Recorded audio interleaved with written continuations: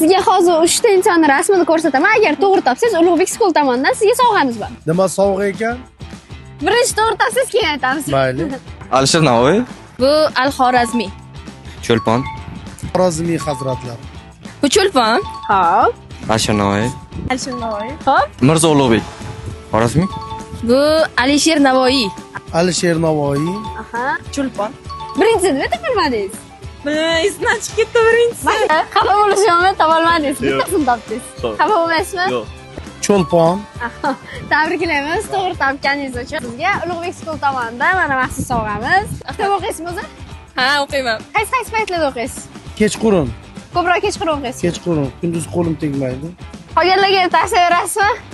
Albatta kitob o'qigan odamni ruhiyati toza bo'ladi, ongi o'tkir bo'ladi, ruhan tetik bo'ladi. Har qanday vaziyatda ham o'zini olib chiqib keta oladi. Ulug'bek School'ga obuna bo'lib qo'yinglar. Ulug'bek School'ga obuna bo'lib qo'yasizlar. Ulug'bek School'ga obuna bo'linglar.